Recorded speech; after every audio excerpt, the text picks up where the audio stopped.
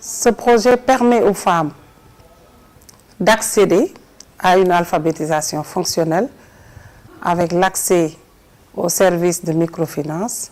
C'est une façon de donner une deuxième chance aux enfants déscolarisés.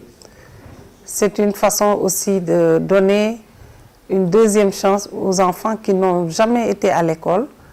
Donc, avec les écoles communautaires de base, les enfants en difficulté dans les zones rurales accèdent à l'éducation. Le PALAM, il est innovant, de par donc sa complexité, mais aussi sa multisectorialité.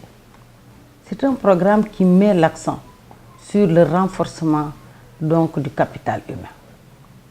En prenant en charge tout d'abord l'éducation des enfants de 9 à 15 ans, déscolarisés, non scolarisés, ou ceux qui sont au niveau des daara, avec une priorité accordée aux filles. Et de ce point de vue, au moins par rapport à l'effectif de 8000 enfants ciblés, les 65% devraient être donc des filles dans le cadre de notre contribution à la scolarisation des filles, mais aussi et surtout à la lutte contre les mariages précoces. L'autre aspect non moins important, c'est la prise en compte donc des jeunes en milieu rural de 16 à 24 ans, à qui on va donc dispenser une formation qualifiante, leur permettant de se prendre en charge au bout du processus. Et ces jeunes sont au nombre de 3000. Il y a également une autre cible qui est le centre de la famille. Je veux nommer les femmes déjà en activité. Le programme aussi prend en charge près de 10 000 femmes pour renforcer leurs compétences parce que, comme on le sait, les femmes sont la plupart du temps dans différentes activités. Voilà donc les principales cibles du programme avec des thématiques importantes à plus d'un titre. Tout d'abord, l'éducation de base qui est fondamentale parce que ce sont les enfants qui constituent l'avenir de demain, mais également la création de richesses à travers des micro-entreprises qui seront mises en place au profit des jeunes et des femmes. Et au bout donc de ce processus, sans nul doute, il y aura un effet important dans la lutte contre l'exode rural pour les jeunes qui souvent empruntent des pirogues pour aller ailleurs ou qui viennent dans les grandes villes pour se constituer en marchands ambulants. Et je pense que si le PALAM réussit sa mission ou sa lutte par rapport donc à la pauvreté et au profit des jeunes, je pense que ce serait un pari de gagner. En quoi maintenant le PALAM est innovant? Il est innovant à plusieurs titres. L'implication ou la responsabilisation de plusieurs ministères techniques concernés. Il y a déjà la thématique éducation des enfants, donc c'est un secteur qui dépend du ministère de l'Éducation nationale et qui a une grande responsabilité dans la mise en œuvre de cette composante qui s'occupe donc de l'éducation des enfants de la tranche d'âge 9-15 ans. Il faut le dire, cette composante 1, on a l'habitude de l'appeler la composante école communautaire de base.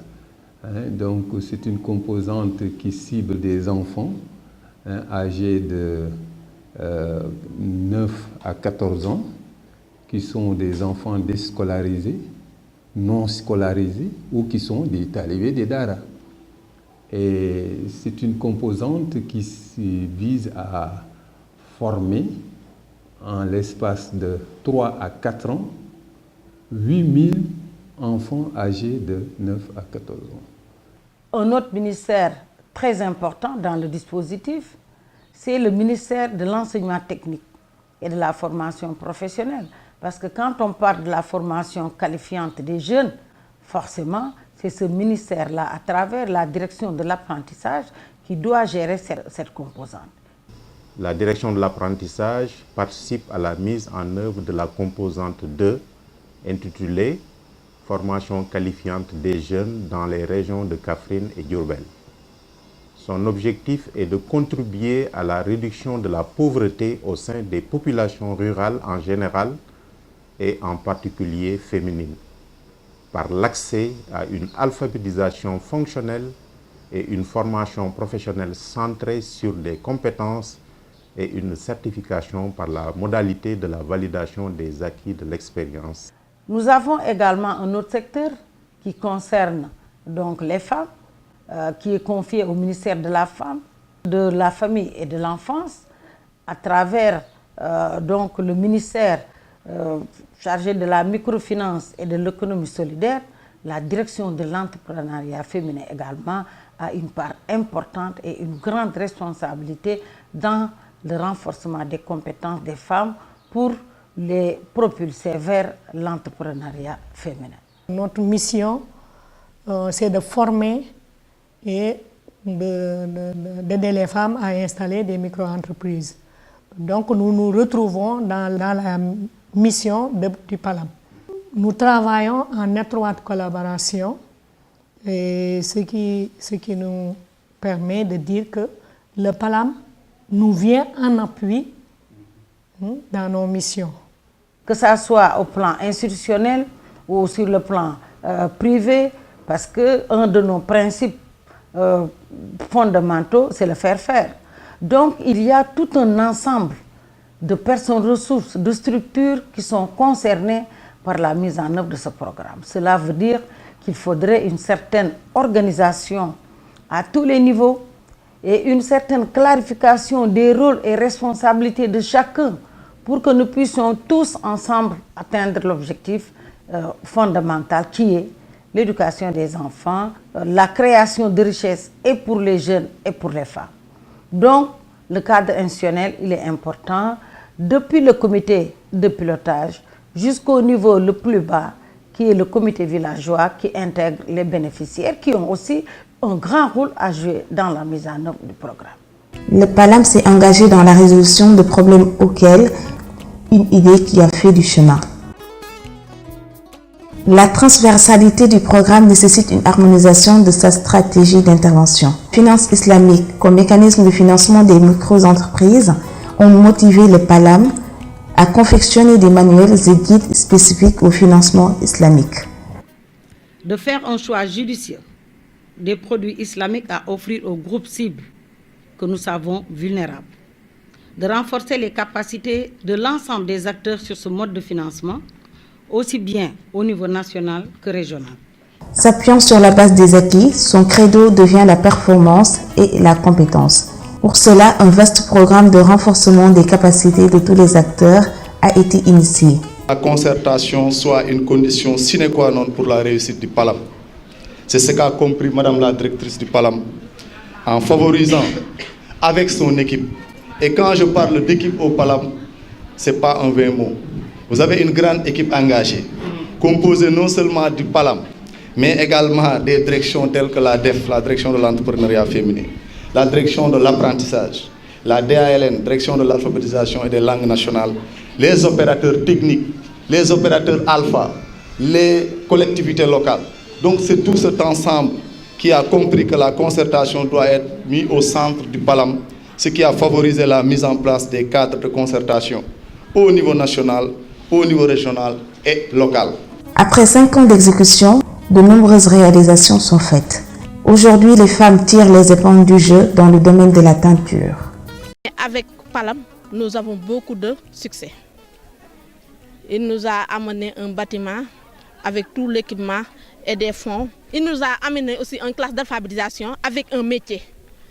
Avec un métier que nous apprenons pour que nos enfants, nos frères et nos sœurs ne sortent plus du village pour aller ailleurs chercher du travail. Nous, ici à Ndiatok, on fait la teinture. La teinture. Et nous avons produit des draps, des boubous que nous vendons. Et ensuite, maintenant, nous avons des commandes. Il a permis aux femmes d'avoir une activité génératrice de revenus. Et pour cela, les femmes faisaient des kilomètres, faisaient des navettes pour acheter du savon. Mais maintenant, à l'heure où je vous parle, c'est eux qui fabriquent les savons et les vendent et même les utilisent. Donc ça les a permis maintenant d'éviter ces marches à longue distance. Par la qualité de leurs produits, les femmes transformatrices s'affirment en tant qu'entrepreneurs. Sur le bassin arachidier, les femmes sont en train de transformer les arachides, mais traditionnellement. Mais avec l'appui du PALAM, on a vu que vraiment on a accès à des capacités qui peuvent nous faire servir davantage.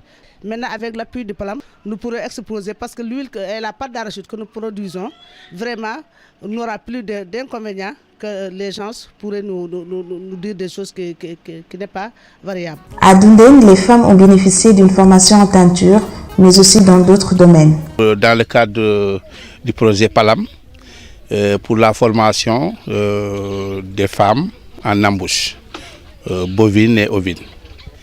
On va essayer d'élargir un peu aussi pour toucher la volaille parce qu'on a constaté que c'est des activités qui sont menées par les femmes et que ces activités, surtout pour la volaille et les petits ruminants, c'était les animaux à cycle court, interviennent carrément pour lutter contre la pauvreté. Aujourd'hui, plus de 120 micro-projets pour les jeunes et 200 pour les femmes ont été sélectionnés pour un montant de 300 millions de francs CFA, touchant ainsi plus de 5900 personnes. Cette démarche novatrice fait du PALAM l'un des programmes les plus ambitieux en termes d'impact sur la vie des populations cibles. Il s'affiche fièrement en réponse à l'emploi des jeunes et à l'éducation pour tous. Un appui constant et un important lot de matériel ont été réceptionnés pour consolider cet appui en leur faveur. Plus de 98% des élèves de cette classe n'ont jamais fréquenté l'école élémentaire. Avant, on avait l'habitude de voir l'alpha classique, mais maintenant c'est l'alphabétisation fonctionnelle, donc qui va avec l'apprentissage, l'alpha et les métiers. C'est-à-dire, tantôt ils sont dans les classes, les après-midi ils sont dans les centres de formation en train d'apprendre des métiers. Donc ils sont en train de cumuler les deux en même temps. Ces élèves ont réussi à faire leur composition à l'instar des élèves du cours élémentaire des autres écoles. Le PALAM est devenu un excellent levier pour l'accès à une alphabétisation de qualité et l'amélioration des conditions de vie et d'apprentissage pour les personnes défavorisées. Dans la dynamique de renforcer l'auto-emploi des jeunes, des salons de coiffure sont financés au profit des jeunes filles. Il s'agit de créer des emplois pérennes en phase avec des opportunités locales. Un important lot de matériel a été remis aux bénéficiaires pour la pratique des connaissances acquises. Premier programme pilote, le PALAM apparaît comme un cas d'école et finit de faire tache d'huile dans la sous-région et en Afrique. La République du Tchad et celle de Mauritanie semblent conquises par les réalisations de PALAM Sénégal. Achetez pas ailleurs, achetez chez vous. Quand vous aurez tout consommé, portez chez vous, vous allez nous exporter jusqu'au Tchad. Donc je vous remercie pour l'accueil et vraiment il faut encourager l'initiative de PALAM. Il faut s'approprier. Ce qui m'a beaucoup plus impressionné, c'est un peu l'esprit d'équipe qui a été très clair au niveau de la préparation de cette visite, mais aussi au niveau de la mise en œuvre de différentes actions. Nous avons vu un échange permanent entre les agents d'alphabétisation, les maîtres d'apprentissage, les ONG, les opérateurs, l'équipe elle-même dirigeante au niveau national, mais également aussi au niveau décentralisé, au niveau de la plateforme. Là, je dirais que cet esprit d'équipe m'a beaucoup touché, mais également aussi ces différents témoignages des populations locales dont nous avons été l'objet aujourd'hui, tout comme hier. Là, je dirais que c'est la clé de réussite du PALAM dans sa première phase et nous espérons pour notre équipe ici au PALAM Sénégal une deuxième phase aussi qui réussira aussi bien. Pour nous avoir offert donc cette table d'expérience, je peux dire que c'est vrai, Aide et Action, nous travaillons dans le domaine de l'éducation et surtout l'éducation des filles et des femmes. Et la question de l'autonomisation est devenue une question clé pour nous depuis les 5 dernières années. Je pense que l'initiative qu'on est en train de réfléchir avec l'UEMOA, nous avons trouvé ici une véritable source d'inspiration pour effectivement faire en sorte que ce que nous sommes en train de mettre en route ensemble puisse véritablement s'arc-bouter sur des piliers assez solides qui tirent leurs racines donc des expériences du terrain et qui nous permettent véritablement de faire peut-être un bond qualitatif dans ce qui sera prévu pour le futur programme s'il voit le jour. Co-financé avec la Banque islamique de développement, l'institution témoigne encore sa satisfaction et son engagement à accompagner ce programme. C'est un projet, dès le début, c'était un projet pilote. Le démarrage était évidemment bien là et il fallait mettre tous les outils en place. Et ça fait un grand plaisir de venir voir concrètement que tous les efforts que nous avons déployés au début ont abouti à quelque chose. C'est excellent. Mes impressions sont vraiment très... c'est de grandes satisfactions. Dans ces établissements, la possibilité est offerte aux enfants déscolarisés ou non scolarisés, y compris ceux des daras, d'étudier et de pouvoir rejoindre ceux qui sont dans le formel. Ceux qui n'ont pas eu la chance de passer pourront être accompagnés par le PALAM. Pour cela, un projet productif à but pédagogique est financé au niveau de chaque classe. Ici, ils ont choisi la banque céréalière. On a récolté du sang collectif et on achète du mil au Louma. On revend le mil durant la période sudaire et on met dans la caisse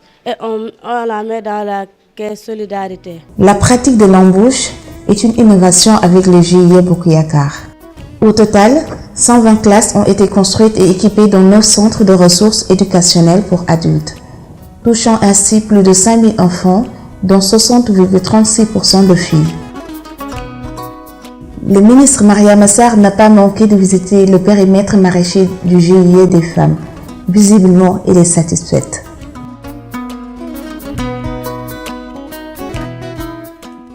À l'instar des écoles classiques, pour la première fois, les apprenants des écoles communautaires de base seront primés. Ils sont 561 parmi les 5101 apprenants, dont 361 filles. Les enfants n'ont pas manqué d'exprimer toute leur reconnaissance. Nous sommes un certain nombre d'enfants issus des zones rurales et confrontés à des problèmes de pauvreté, d'alphabétisation et d'information. Dans cette situation sans avenir et sans espoir, quelques braves hommes et femmes ont eu la noble idée de nous venir en aide avant qu'il ne soit trop tard. De la Bible ne cache pas sa satisfaction. L'équipe de l'unité de gestion du PALAM Sénégal, conduite ici par Mme Baké, appuyée par ses partenaires institutionnels et d'exécution, a engrangé des résultats que nous jugeons satisfaisants, je dirais même plus que satisfaisants. Ce que nous faisons de voir en est le témoignage les plus évidents. L'autorité n'a pas manqué d'exprimer le caractère innovant de la cérémonie qui est surtout chargée de symboles. Il est dans la vie des institutions comme celle des hommes, des moments de consécration, des faits significatifs.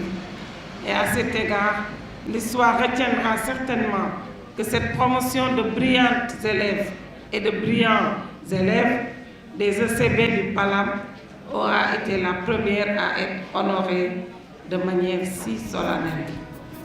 Au vu des résultats obtenus sur le terrain, les populations en redemandent, et cela devant le président de la République lors de sa tournée économique dans la région de Kaffrine. PALAM mu ngi fi intervenir ci fanweeri commune ak ñett ñuy ñaan première phase bi bu jeexee deuxième phase bi PALAM dugg dans le département de Birkelane ñëw ci commune Kaffrine ndax dañ doon wax ne PALAM ci communauté rurale lay intervenir waaye gannaaw nag yow président Macky Sall si sa ayee la ne communauté rurale jeex fi ñëpp di commune kon dañuy ñaan PALAM département Birkelane ak commune Kaffrine ak yeneen communes yi PALAM intervenir ci.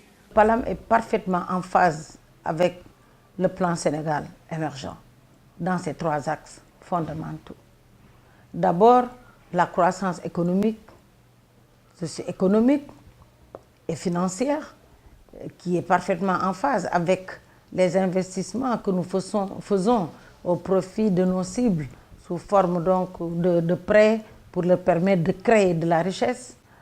C'est également le développement du capital humain à travers tout thème de formation reçu par nos cibles, à commencer par les enfants jusqu'au niveau des femmes, en passant par les jeunes, mais également par rapport à l'aspect protection sociale. Parce qu'il y a des facilités qui aident les populations bénéficiaires du programme à pouvoir donc avoir les capacités requises pour développer des activités économiques. Si vous allez dans les régions où le projet intervient, comme Diourbel et Kaffrine, vous vous rendrez compte que les femmes sont déjà dans cette dynamique-là. Sur le plan organisationnel, elles savent déjà ce que c'est que des groupements d'intérêt économique. Elles sont déjà dans des cadres et elles interviennent. Elles connaissent les rouages de la microfinance, des institutions financières. Et c'est cette formation-là qui est la base d'un développement. Donc c'est ça, c'est cette synergie-là qu'on est en train d'installer pour que le projet PALAM puisse travailler en parfaite collaboration avec le PUDC.